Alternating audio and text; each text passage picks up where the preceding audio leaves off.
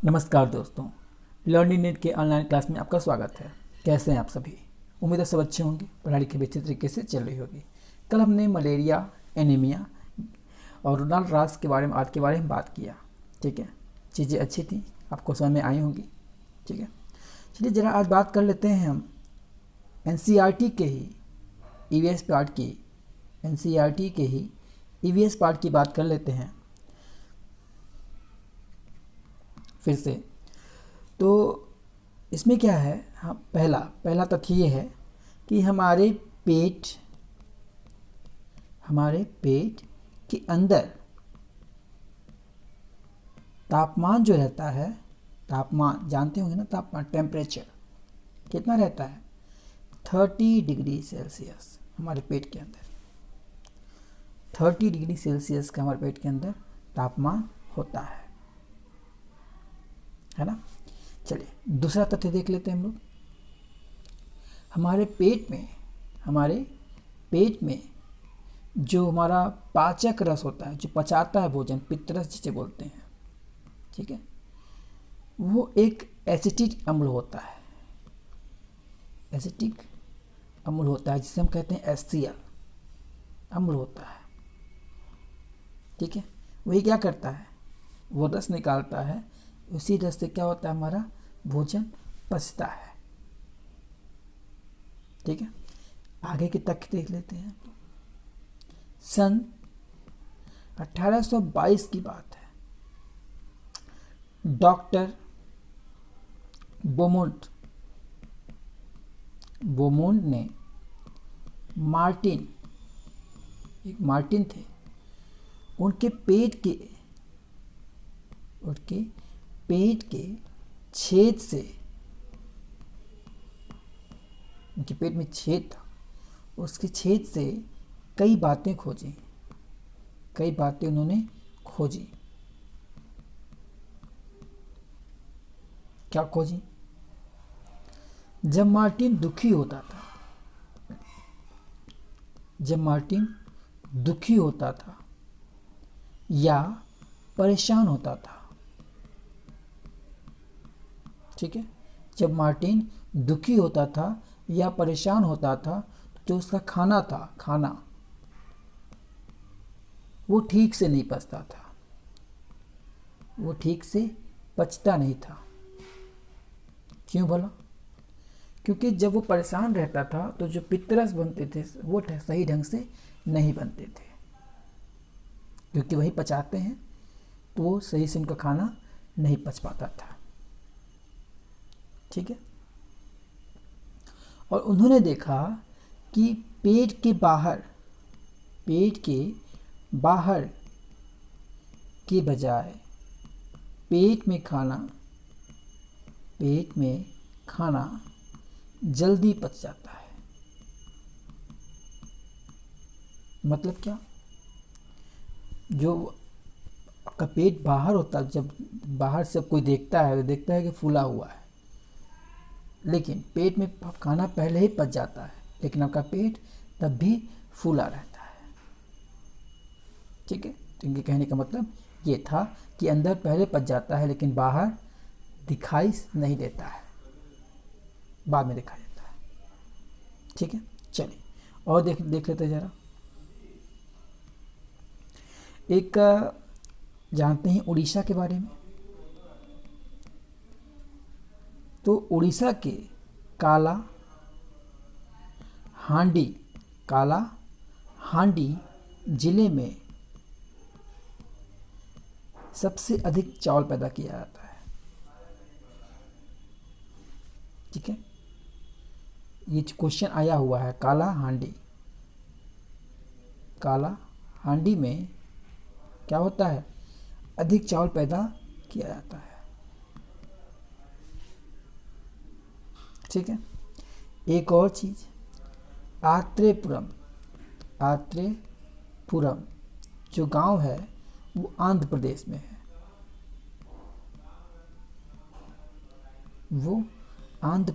है। ये तथ्य है, ये सब याद रखिएगा। आंध्र प्रदेश में आम का जो पापड़ होता है, आम का पापड़, उसे मामिडी मामिडी तांड्रा कहते हैं। मामिडी टांड्रा कहते हैं। ठीक। अगला तथ्य क्या है? शीशियों में जब आप अचार रखते हैं ना, सबके घर में होगा। शीशियों में जब अचार रखते हैं तो उसके पहले क्या किया जाता है? उस शीशियों को सुखाया जाता है धूप में। शीशियों को धूप में सुखाया जाता है। क्यों सुखाया जाता है भाई? ताकि उसमें नमी ना रहे, ताकि उसमें नमी ना रहे। ठीक है, नमी रहेगा तो अचार आपका खराब हो जाएगा। ठीक है। दूध को हम उबालते हैं ताकि वो खराब ना हो जाए। हरी धनिया जो होती है, हरी धनिया, ठीक है, उसे बचाने के लिए हम गीली कपड़े में लपेट कर रख देते हैं। अगर गीली कपड़े में लपेट कर रख दीजिए तो हरी धनिया जो है वो सूखेगी नहीं। दूध को उबाल दीजिए तो वो फटेगा नहीं। प्याज को अगर आप खुले में रख दें तो वो खराब नहीं होगा। खुले में रख दें तो खराब नहीं होगा। ठीक है। अगर आपका पका चावल है, ज़्यादा बच गया है, ठीक है, तो क्या करिए, उसमें पानी डाल दीजिए। ठीक है, और किसी बर्तन में ऐसे ही रख दीजिए पानी डाल कर। ठीक है। आगे देखते हैं। एक होता है क्वथनाक, जिसका मतलब क्या होता है? उबालना। और एक होता है वाष्पीकरण। जानते ही होंगे वाष्पीकरण, कि जब धूप से क्या होता है, हमारा जो भाप होता है ऊपर चला जाता है। वाष्प बनना क्या कहलाता है? वाष्पीकरण कहलाता है। ठीक है। तो जो वाष्पीकरण होता है वो किसी भी तापमान पे चल जाएगा, कितना भी, कैसा भी तापमान रहे। यही रहेगा, ज़्यादा तापमान रहेगा ज़्यादा बनेगा वाष्प, कम तापमान रहेगा तो कम बनेगा वाष्प। लेकिन जो उबालना होता है, जिस पे उबाला जाता है इस पे 100 डिग्री सेल्सियस पे टेम्परेचर होना चाहिए उसका, तभी वो उबलेगा। ठीक है। चलिए आगे ज़रा देख लेते हैं।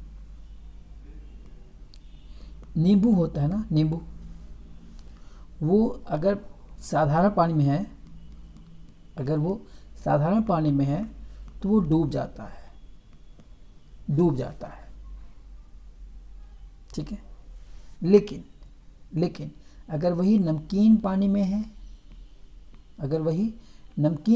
है, तो तैरता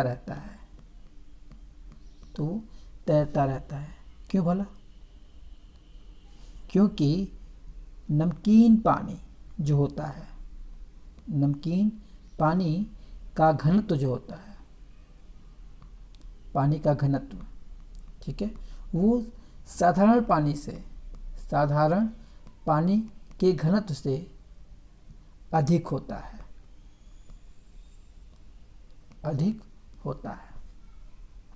अब इसी पे चलिए एक और बात कर लेते हैं। बात करते हैं हम मृत सागर की। ये सारे क्वेश्चन आपके आए हुए हैं, मृत सागर की बात करते हैं। तो दुनिया का सबसे नमकीन सागर, ठीक है, मृत सागर ही है, समझे। और यहाँ पे 1 लीटर पानी जो है, 1 लीटर पानी में 300 ग्राम नमक पाया जाता है। 300 ग्राम नमक पाया जाता है।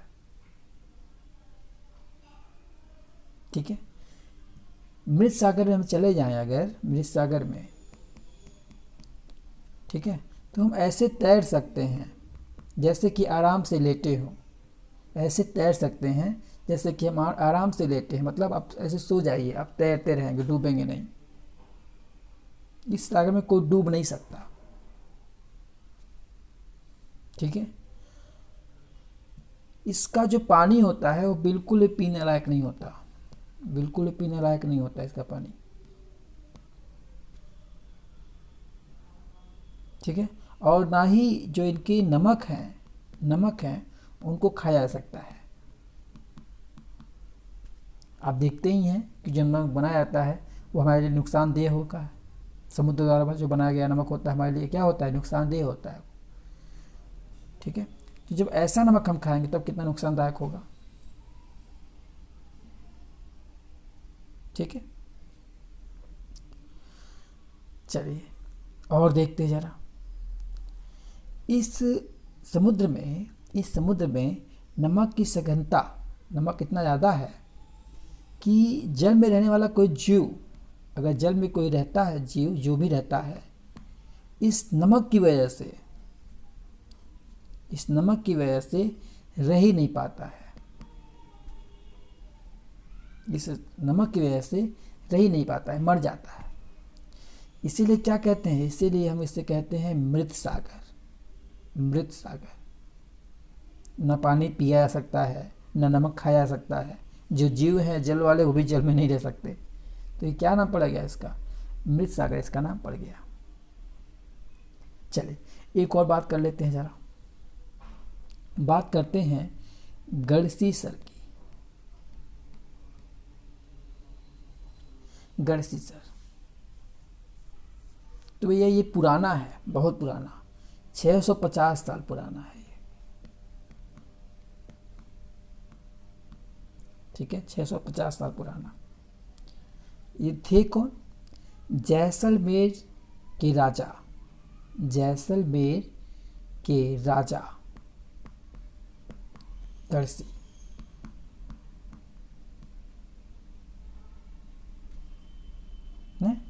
ने लोगों के साथ मिलकर, लोगों के साथ मिलकर सर यानी कि पानी का तालाब, यानी पानी का तालाब का निर्माण कराया। अब तालाब जो था ऐसा बनाया गया था, ऐसा बनाया गया था कि इस तालाब से 9 तालाब आपस में जुड़े हुए थे, 9 तालाब आपस में जुड़े हुए थे। अगर पानी यहाँ भर जाता था तो नीचे के रास्ते यहाँ आ जाता था, अगर यहाँ भर जाता था फिर यहाँ आ जाता था, यहाँ के बाद यहाँ, मतलब तो 9 तालाब क्या होते थे, भर जाते थे। इन लोगों की पानी की कमी नहीं होती थी, कभी पानी की कमी नहीं होती थी। अभी भी ये होता है, अभी भी ये होता है, लेकिन क्या हुआ, अब यहाँ पे कॉलोनियाँ बन गई हैं। अब क्या हो गया, यहाँ पे कॉलोनियाँ बन गई हैं, घर बन गए हैं। तो जब बरसात होती है, जब पानी इधर उधर जाता है तो पानी क्या हो जाता है, ये सब पानी बेकार हो जाता है, किसी काम का अब नहीं रहता। पहले जमाने में लोग इसका क्या करते थे, पूरा काम लेते थे इसका। चलिए अब बात करते हैं जरा अलबरूनी की। जानते ही होंगे आप लोग, इतिहास में पढ़े होंगे अलबरूनी को, ठीक है। तो जो इनका जन्म हुआ था वो हुआ था 973 ईस्वी में, 973 ईस्वी में उज़्बेकिस्तान में, उज़्बेकिस्तान में। ये जो है वो गजनवी के साथ, मोहम्मद गजनवी हमारे के साथ भारत आए थे, भारत आए थे। इनकी किताब क्या है, किताब का नाम क्या है इनके, किताब-ए-उल, किताब-उल हिंद, किताब-उल हिंद। किताबे उल हिंद इनका किताब का नाम है। मृत्यु कहाँ हुई इनकी? इनकी मृत्यु हुई थी गजनी यानी कि अफगानिस्तान में इनकी मृत्यु हुई थी। अलबरूनी ने बताया है कि जो तालाब होते थे, तालाब के बारे में, ये बहुत बड़े भारी पत्थरों से, ठीक है, बहुत भारी पत्थरों को लोहे के कुंडों और सरियों से, सरिया यानी कि छड़ से जोड़कर तालाब के चारों ओर चबूतरे बनाए जाते थे। चबूतरे, ठीक है, मतलब क्या, बड़ा सा पत्थर होता था, ठीक है, तो लोहे के जो कुंड होते थे और सरिया से बांध कर चारों ओर क्या करते थे, इसे चबूतरे बनाते थे, ठीक है, और इन चबूतरों से बीच से सीढ़ियाँ जाती थी, सीढ़ियाँ, ये चबूतरे और ये सीढ़ियाँ चारों तरफ से, ठीक है। लोगों के जो उतरने और चढ़ने के रास्ते होते थे वो अलग अलग होते थे। लोगों के जो उतरने और चढ़ने के रास्ते होते थे वो अलग अलग होते थे, ठीक है। मान लीजिए चढ़ते इस रास्ते थे, उतरते इस रास्ते थे, ठीक है, मतलब कहीं से कुछ हो ना इधर से।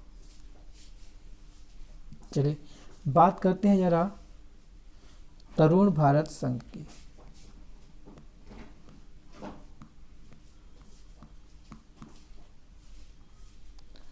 तरुण भारत संघ की बात करते हैं। तो ये लोग करते क्या है, ये लोग पुराने तालाबों की मरम्मत करते हैं, पुराने तालाबों की मरम्मत करते हैं और साथ ही साथ नए तालाबों का निर्माण भी करते हैं, तालाबों का निर्माण भी करते हैं, ठीक है। इसी संघ ने एक दड़की भाई थे, उनकी मदद की थी। अब दड़की भाई कौन थे? दड़की भाई जो थे वो राजस्थान के अलवर जिले के एक गांव में रहते थे, अलवर के एक गांव में रहते थे। तो जब गर्मियों में, गर्मी जानते ही हैं, बहुत ठंड वहाँ गर्मी पड़ती है, कुएं सूख जाते हैं वहाँ के, राजस्थान के। तो उन सबको क्या होता है, गांव छोड़ना पड़ जाता है, बहुत ज़्यादा गर्मी पड़ती है, आप लोग जानते ही हैं, जैसलमेर, जोधपुर वगैरह, ठीक है। तो इन्होंने क्या किया, दड़की बाई थे, उन्होंने पहल की किसके लिए, तालाब बनाने के लिए, ठीक है। तो दड़की बाई का जो साथ मिला, किसका मिल गया, तरुण भारत संघ का, जिससे हुआ क्या कि दड़की बाई और तरुण भारत संघ ने तालाब बना लिया। अब जिससे क्या हुआ, अब वहाँ के लोगों की परेशानियाँ क्या हो गई, अब कम हो गई, ठीक है। तो दड़की बाई और तरुण भारत संघ ने क्या किया, तालाब खुदवाया, जिससे वहाँ के लोगों की परेशानियाँ क्या हो गई, कम हो गई, ठीक है। पशुओं का जो था, पशु वहाँ पे क्या करने लगे, पानी वानी सही से चारा पानी मिलने लगा उनको, उसकी परेशानी दूर हो गई, ठीक है, ज़्यादा दूध मिलने लगा और लोगों की कमाई भी बढ़ गई। चलिए बात करते हैं अब माउंट एवरेस्ट की। माउंट एवरेस्ट की हम लोग बात कर लेते हैं। तो ये माउंट एवरेस्ट जो है ना वो नेपाल में है, और साथ ही साथ ये दुनिया का सबसे ऊंचा पर्वत भी है। ठीक है, सबसे ऊंचा पर्वत भी है, और समुद्र तल से इसकी जो ऊंचाई है वो 8848 है, 8848 मीटर, यानी कि लगभग 8 किलोमीटर, 8.5 किलोमीटर ज़्यादा हो गया ना ये तो। ठीक है, एनसीईआरटी में इसको 8,900 किलोमीटर लिखा गया है, अप्रॉक्सली कर दिया गया इसको। ठीक है, 8,900 किलोमीटर लिखा गया है। ठीक है, नेपाल में इसे जो सागर माथा कहते हैं, सागर माथा कहते हैं, जिसका अर्थ होता है स्वर्ग का शीश, स्वर्ग का शीर्ष। सागर माथा कहते हैं नेपाल में। और चीन में इसे क्या कहते हैं? चोनो लंगना, मतलब ये पर्वतों की रानी के नाम से जाना जाता है। ठीक है, आगे देख लेते हैं। सर एडमंड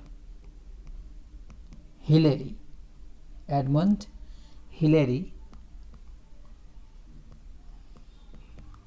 और तेनजिंग नार्गे, तेनजिंग नार्गे एवरेस्ट की चोटी पर कदम रखने वाले पहले व्यक्ति थे, ये लोग। इन्होंने 29 मई 1963 को माउंट एवरेस्ट चढ़ा था। ठीक है, जो माउंट एवरेस्ट पे चढ़ने वाली प्रथम महिला हैं वो हैं जापान की जुको तबई।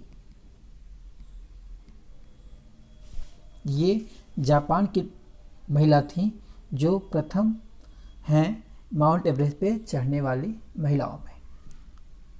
ठीक है, चले जरा आगे चलते हैं हम लोग।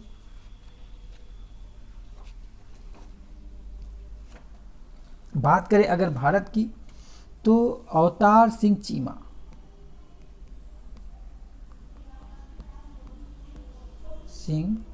चीमा प्रथम व्यक्ति थे जो माउंट एवरेस्ट की चढ़ाई किए थे।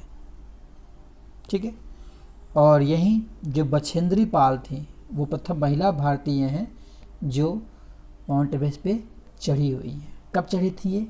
29 मई 1984 को, दिन में, टाइम भी दिन में 1:07 पर। ठीक है, चलिए आगे देखते हैं। चट्टान पर चढ़ने के लिए 90 डिग्री का कोण बनाते हुए चलना चाहिए।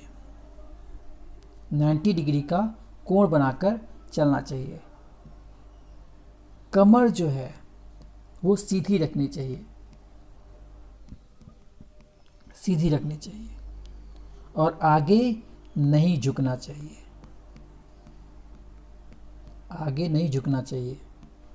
3 बातें हुई। 90 डिग्री का कोण बनाना चाहिए, ठीक है, कमर सीधी रखनी चाहिए और आगे की तरफ नहीं झुकना चाहिए। ठीक है, अगर हम चट्टान से नीचे उतरते हैं तो पर्वतारोहण होता है, उस भाषा में हम उसे रैपलिंग कहते हैं। रैप्लिड कहते हैं। ठीक है, चलिए आगे देखते हैं जरा। तो बच्चों को प्रोत्साहित किया सकता है इसके लिए, ठीक है, कि वो घर पर बोली जाने वाली भाषा जो होती है, ठीक है, उसके अलावा लोगों से, बच्चों से ही और भी सीखें, अन्य भाषाएं भी सीखें, ताकि उनका जो सीख होगा वो और बढ़ेगा भाषाओं को लेके। ठीक है, चलिए अब जो चट्टान उतरने का था वो था रैप्लिक। क्या था? रैप्लिक था। ठीक है, और जो चढ़ने का था वो क्या होगा?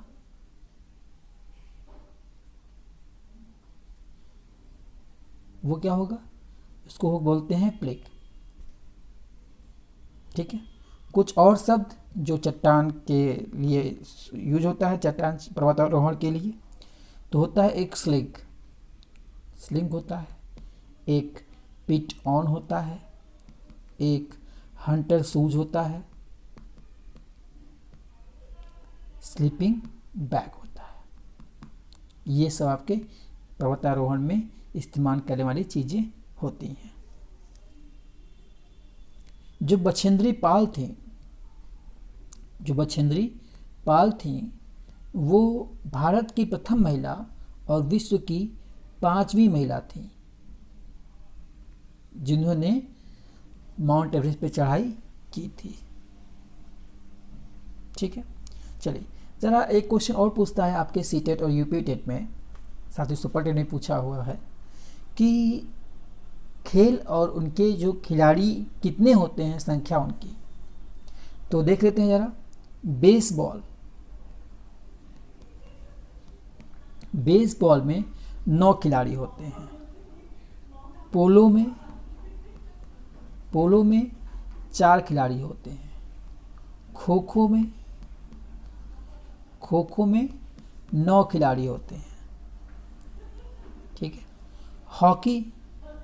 हॉकी में 11, फुटबॉल में 11, क्रिकेट में 11, ठीक है, वॉलीबॉल में 6 और बास्केटबॉल में 5 खिलाड़ी होते हैं। ठीक है, तो आज के लिए बस इतना रहने देते हैं। आप लोग एनसीईआरटी पढ़ते रहिए सीटेट के लिए। ठीक है, अगली जो कक्षा होगी हमारी वो एससीईआरटी से होगी यूपी टेट के लिए। ठीक है, और ये भी आपका जो एनसीईआरटी से भी है वो भी आपका यूपी टेट में पूछा हुआ है कई बार चीज़ें। ठीक है, तो आप लोग पढ़ाई करते रहिए, स्वस्थ रहें और मस्त रहें। हमारी पीजीटी की क्लास, टीजीटी की क्लास जल्दी शुरू होगी और इस चैनल पे सुपर टीटी और यूपीटीईटी और सीटीईटी की क्लास भी जल्द शुरू करनी है सीक्वेंस वाइज। ठीक है, तो आज के लिए बस इतना ही। धन्यवाद।